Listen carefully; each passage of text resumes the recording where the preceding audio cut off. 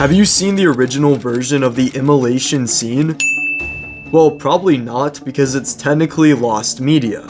However, we do know about Anakin's hidden line in this scene. Even crazier is that Obi-Wan also has a line that was cut from this scene. In the original version, Anakin was to beg, saying, "Help me, Master," with Obi-Wan responding, "I love you, but I cannot help you." The crazy thing is that you can see Anakin's lips moving in one of the first shots, but no noise comes out. This is clearly the "Help me, Master" line. And this is just one of 38 deleted scenes from episode 3 we will cover today.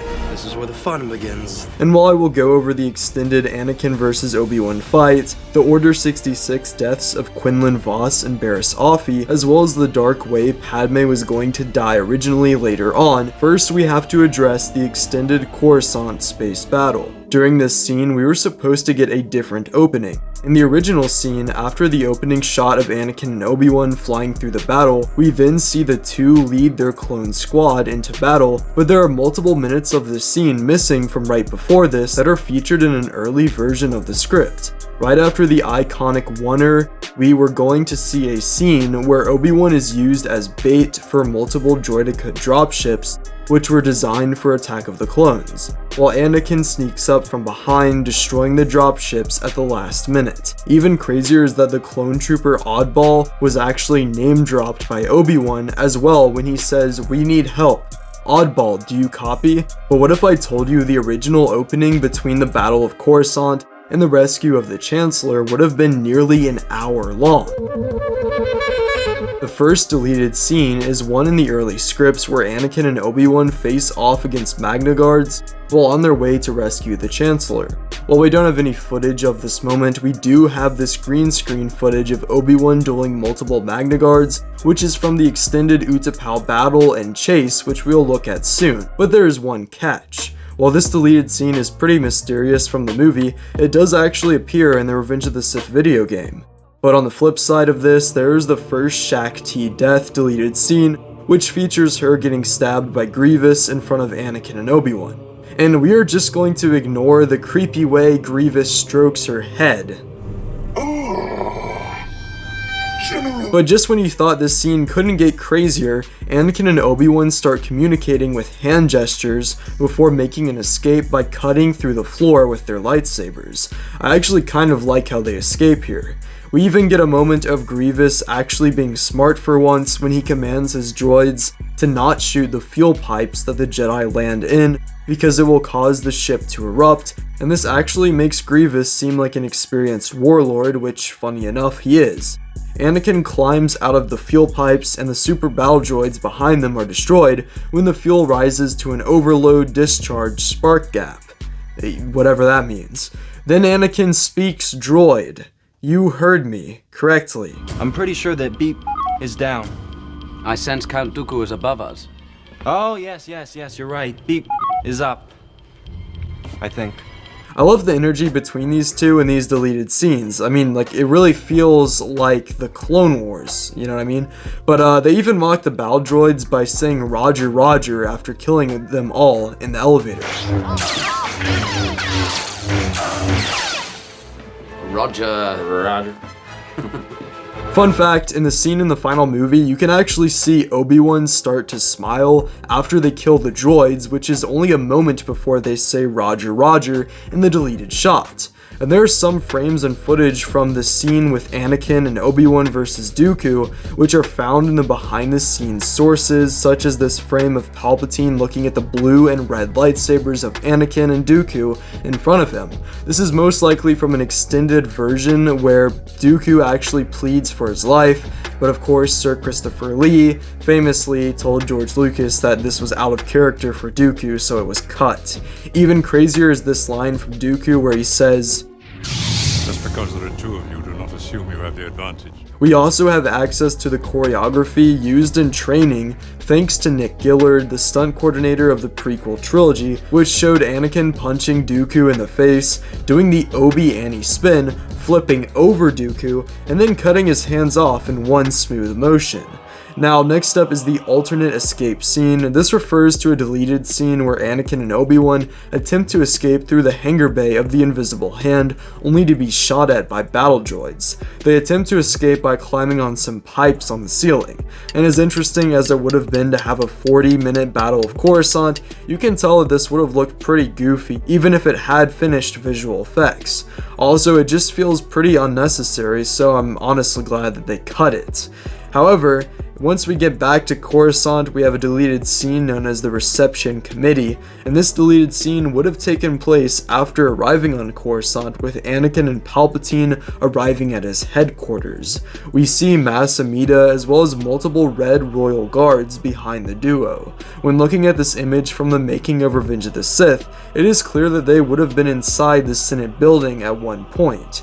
This is the same spot we see Padme tell Anakin she is pregnant in the final movie. So I wonder if maybe in this version, Palpatine is actually talking to Anakin, and then Anakin, asks Palpatine for permission to go leave. I don't know, it just doesn't really work as well as with Bail Organa, if you ask me. But one scene that definitely would have cleared up the politics of the final movie is this one, released on the DVD, known as Changes to the Constitution. Part of this scene is actually shown in the final movie, but it's only the very end. In the full scene, Palpatine explains how the Senate will be voting for him to take full control of the Jedi Council in order to bring a swift end to the war.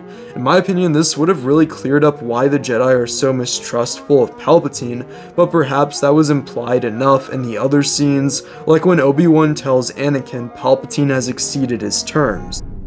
Anakin, our allegiance is to the Senate, not to its leader, who has managed to stay in office long after his term has expired. But one deleted scene that many Star Wars fans are familiar with is a stirring in the Senate, which is in Bail's office, and here we have the first of 3 deleted scenes between Padme, Bail Organa, Mon Mothma, and the other senators where the rebellion is formed. In this one, they bring up the problems with Chancellor Palpatine, such as how he has appointed governors to oversee sectors of the galaxy, essentially rendering the Senate useless. We cannot let 1,000 years of democracy disappear without a fight. But then once we go to the Jedi Temple, we get an extended conversation between Anakin and Obi-Wan. Now you'll notice throughout this video there are a few of these deleted scenes, quote unquote, that are really just like, an extra shot or two that probably wouldn't have changed the movie much at all, but I thought I would mention them here because there is some footage that we don't actually see in the final movie.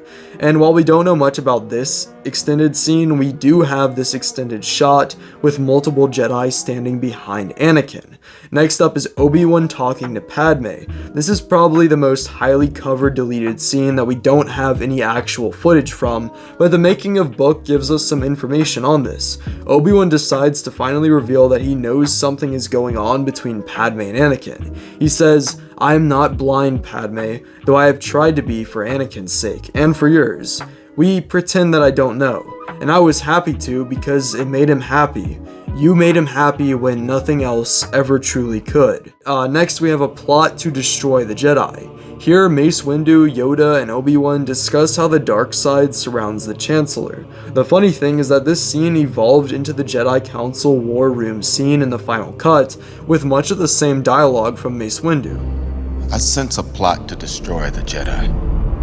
The dark side of the Force surrounds the Chancellor. I sense a plot to destroy the Jedi.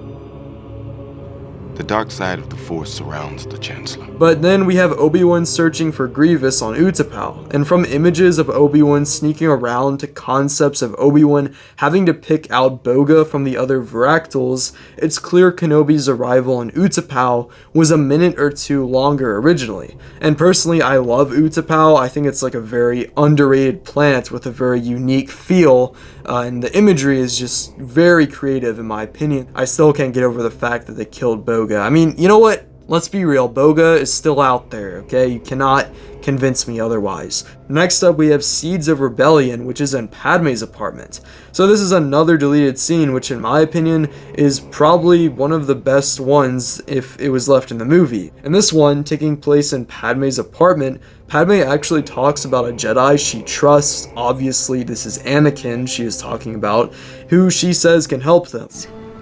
I only wish to discuss this with one I trust. Going against the Chancellor without the support of the Jedi is risky. But okay, enough of the boring politics scenes, am I right? We need more clone troopers getting dismembered by General Grievous. So, next up we have the Utapau chase, which just so happens to have that exact thing. But this is a huge series of animatics that were considered for a much longer Obi-Wan versus Grievous chase and fight. In this scene, we see Obi-Wan and Grievous facing off atop a massive windmill, Grievous grinding up clones with his wheel bike, and even driving directly into an oncoming train.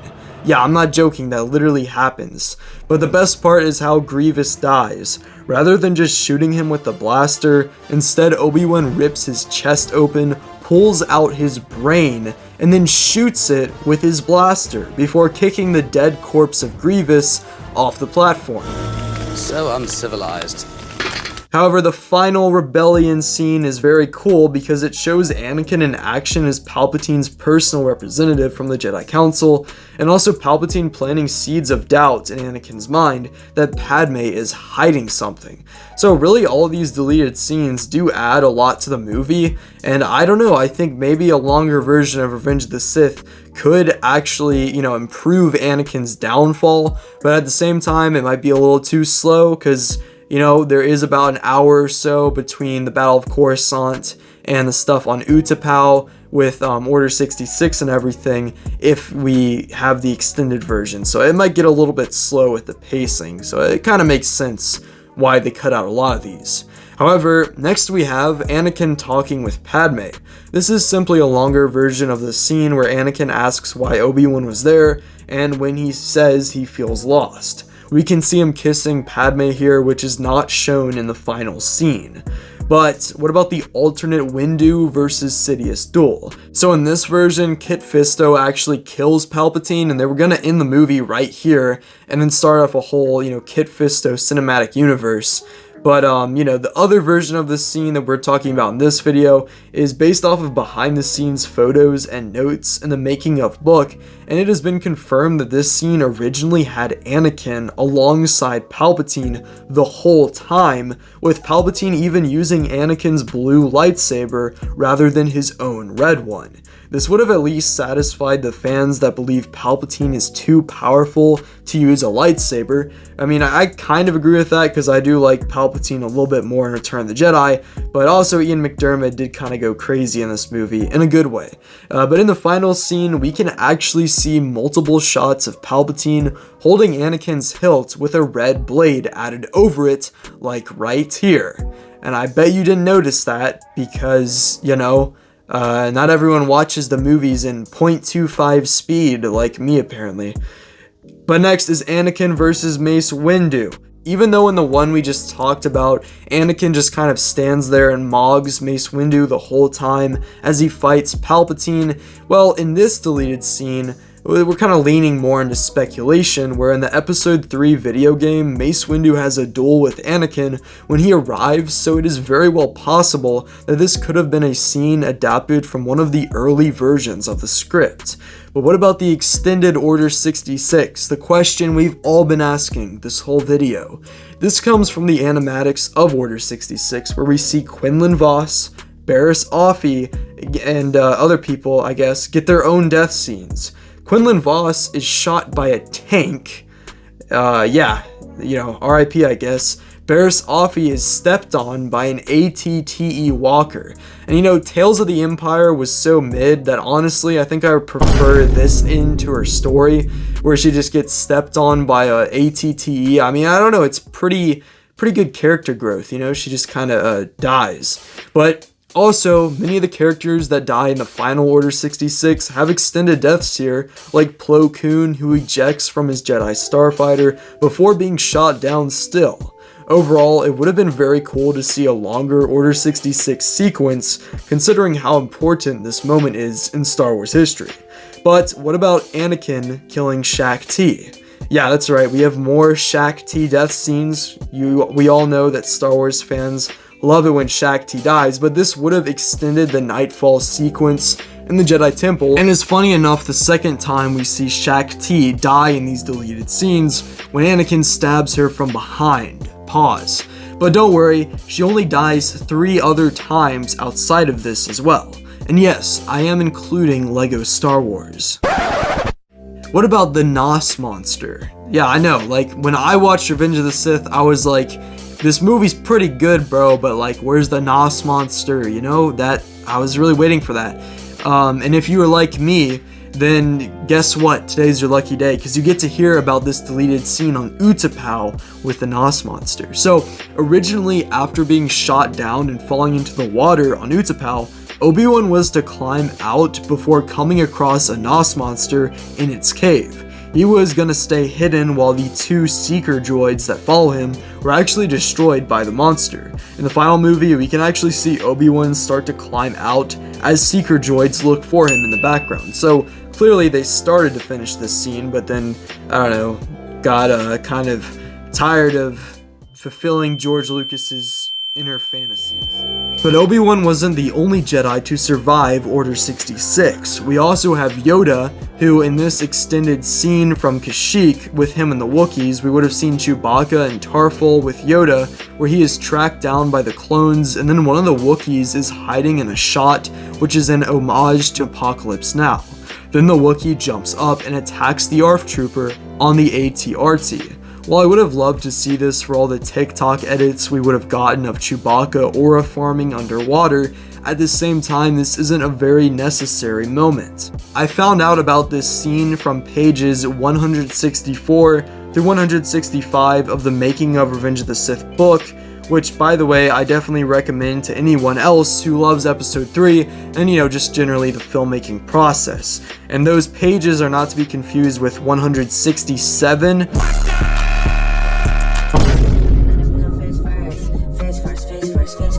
But next is the Senate mind trick. This scene takes place after Bail Organa, Obi-Wan, and Yoda return to Coruscant. Sorry, the only reason I said that sentence so weird is because in my script I put a comma between Bail and Organa. Just thought I'd let you know, cause yeah, it's pretty cool. But after they go to Coruscant, we were gonna see the royal guards deny Bail Organa into the Senate, to which Obi-Wan would use a Jedi mind trick on said guards. What a guy.